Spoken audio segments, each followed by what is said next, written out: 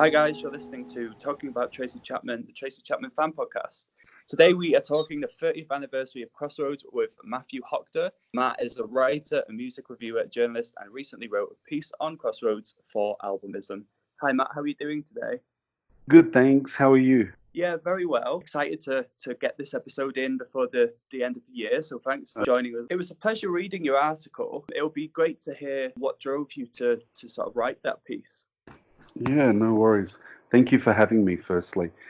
I think there's really two parts to this question, and I was thinking about this the other day when a friend was talking about Tracy Chapman with me.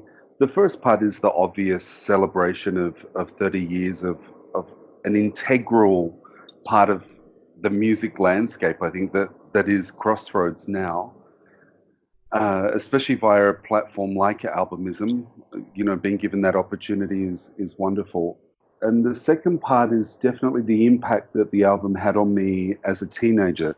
I think when it was released, I was about 13 or 14 at the time. And there'd been a few things leading up to that album's release that had really changed the way that I view the world as a young teenager.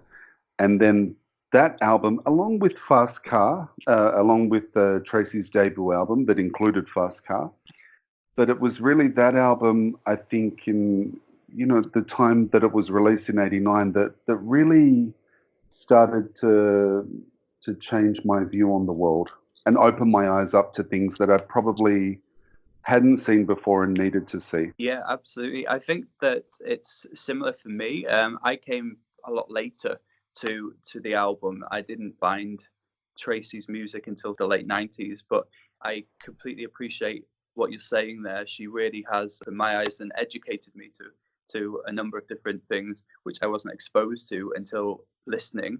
You noted in your article that there is an emotional depth, and you likened the quality to the likes of Carly Simon, Joni Mitchell, and Carole King. Those three sort of launched in the 70s, and the 60s had that sort of folky revolution in the musical landscape at large. What do you think made Tracy Chapman resonate in the late 80s when actually the music had moved on? The music industry had become glossy, MTV, synth pop. So what reminded us that we needed this type of music in our lives? Yeah, another really interesting question.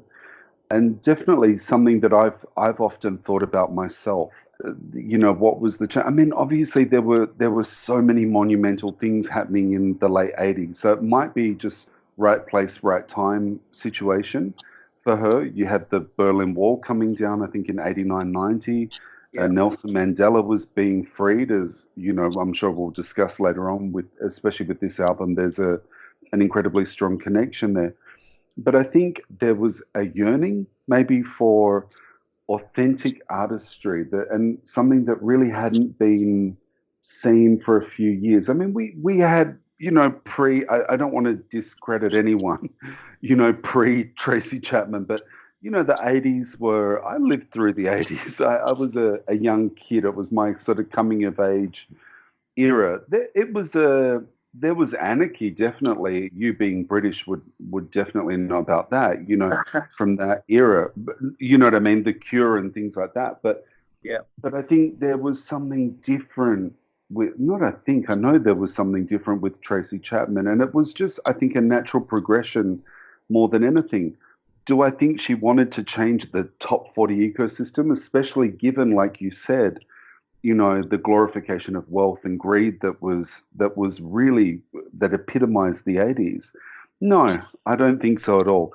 I think that she almost produced this album away from that whole environment, almost kind of like in isolation, maybe even in defiance of it. So I think that I don't even know that at the time there was a genre for her or an archetype to classify really what she was, and so that kind of, when you don't have those restrictions placed on you, you have a little bit of, and you're breaking kind of ground maybe, or re-entering ground that was broken before you, but in a different way. Because going back to those three singers that we mentioned, who I love and adore, Yeah. Tracy's music there's more of a social and political feel to it, especially the first two albums. Well, I think all of her music, but the other three women, they did definitely have those things, but it was probably more focused on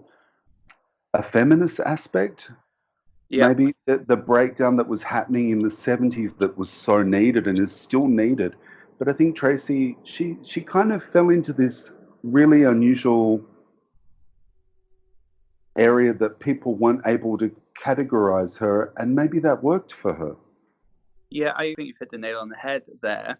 I was reading an article in the New York Times on the archive yesterday, and Hmm.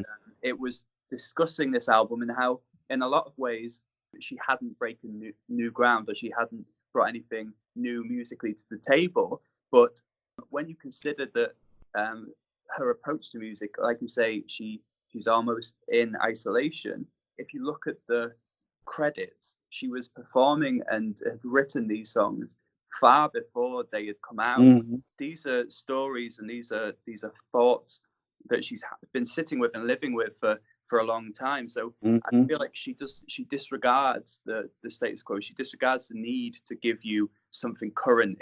It's about the songwriting and the message Hmm. in a lot of ways. But interestingly, the ones that were new, the songs that had come out in the last year since the debut album, were Freedom Now and Born to Fight. Hmm. And you reference in your article again that these were topical and timely because they have their place in the political landscape in the late 80s, but they're also timeless because of their simplicity. Do you think we've lost this type of messaging in modern music? Mm. Uh, I'm going to be 44 in 2 weeks, Okay. and I state that because I lived a little now. You know what I mean? I've passed through a few decades of seeing change and being an avid music lover and listener and appreciator. I think things are definitely different now. The introduction of the internet and social media definitely gives a completely different way of how we deliver things, and maybe even the message that we're trying to say or trying to deliver. But shortly after Tracy Chapman, there was a whole slew of singers that were critical singer-songwriters. You've got people like Annie DeFranco, uh, Fiona Apple, Liz Phair, even Melissa Etheridge.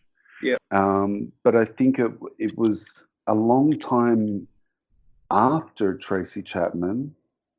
I'm probably thinking like mid to late 90s, early 2000s. Forgive me for my time frames here.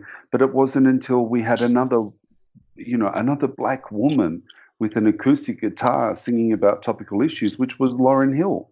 Yeah. And then since then, I don't know where really who I can think of that in modern music. I mean, we've got Lizzo now. You've got, but again, different messages. The same kind of thing with the racial inequality and that we're still talking about that. But I don't know that the message is lost. I think it's different, Stefan, to be really honest with you. I think it's different, and it maybe it comes across differently because of the way that we deliver it via social media. Yeah, I think everyone has a voice, and there are people out there who obviously are doing this, have these messages, and are flying the flag for things like climate change, or things for, you say, racial and social injustice and inequality.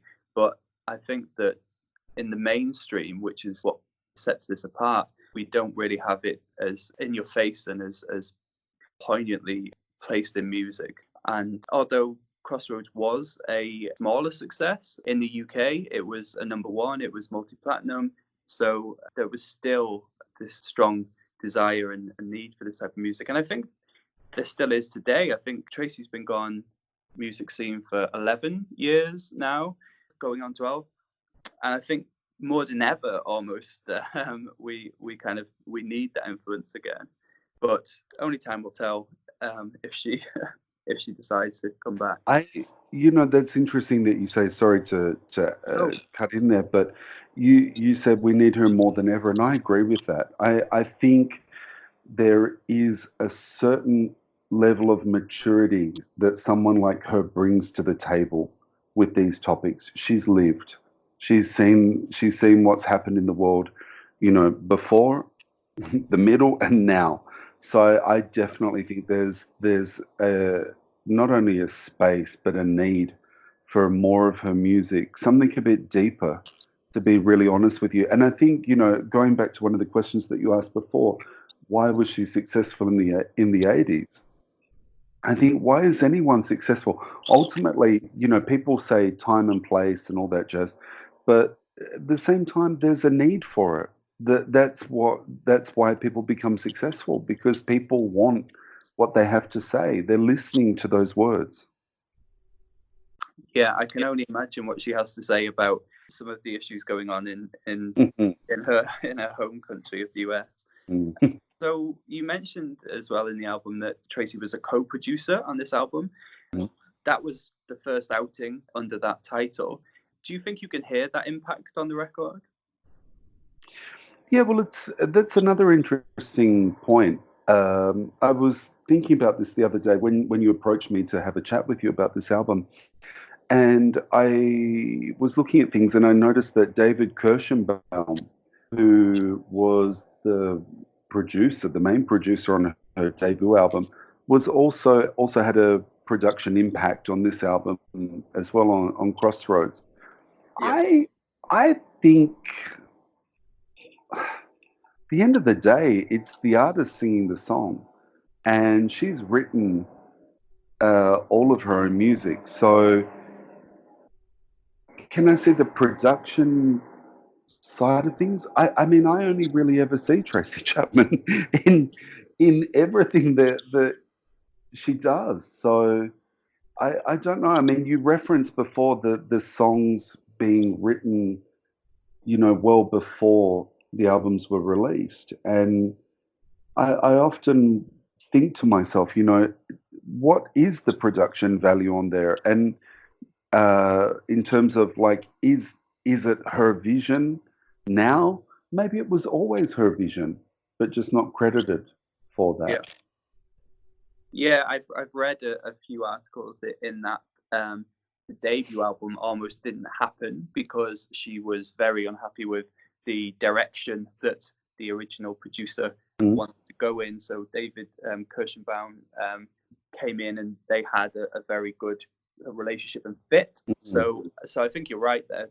She's not the sort of person who will give up or risk her values for the sake of politics or even business. I think she will have always had that impact. Yeah, well, I mean, this ties in again with something else that we've just spoken about before, being in isolation. I don't really, I've never met Tracy personally. Um, I've loved her music and loved her words for, such a long period of time, though. And I can't imagine that she would have been someone that would have succumbed, like you said, to someone dictating to her, because she didn't fit into any of that narrative that was going on at the time, or really has gone on since. So I imagine that although she wasn't credited on the first album, as a producer, I'm pretty sure she has a strong voice. I'd almost bet my life on it that her voice is very strong when it comes to production and where things are going to sit and what's going on the album and what's not. If you had to choose, I guess, one track from Crossroads, which was your highlight, which one would you choose? I'm going to be really cliched, and I'm sorry, but I love Freedom Now.